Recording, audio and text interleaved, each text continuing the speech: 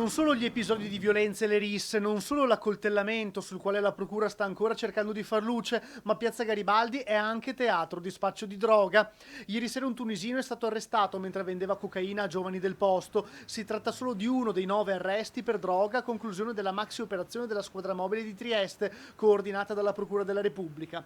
Cocaina dal Veneto a Trieste. Il capoluogo giuliano era la piazza di smercio al dettaglio della droga dopo essere stata rivenduta e tagliata per poi invadere le piazze cittadine. L'attività di ricerca e cattura degli spacciatori ha visto l'impiego di oltre 60 uomini della Polizia di Stato ed è avvenuto in collaborazione con le squadre mobili di Venezia, Padova, Treviso, Pavia e Rovigo, nonché delle squadre cinofili della Polizia e il reparto prevenzione crimine.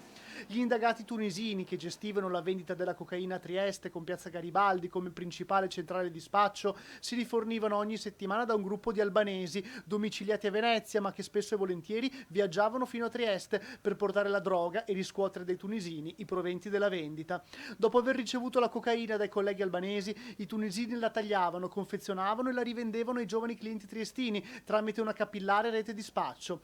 Le investigazioni della mobile, anche grazie all'utilizzo di intercettazioni telefoniche, hanno permesso la cattura e l'arresto di 9 spacciatori tra tunisini e albanesi di età compresa fra i 20 e i 40 anni. L'ultimo arresto quello di ieri sera in Piazza Garibaldi.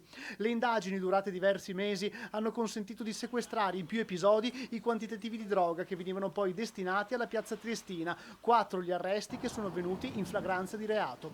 Complessivamente, durante la maxi operazione della squadra mobile di Trieste è stato sequestrato oltre 1,5 kg di cocaina purissima che il gruppo di spacciatori nascondeva in diverse aree verdi della città, oltre che documentare centinaia di vendite di droga a giovani triestini, anche minorenni.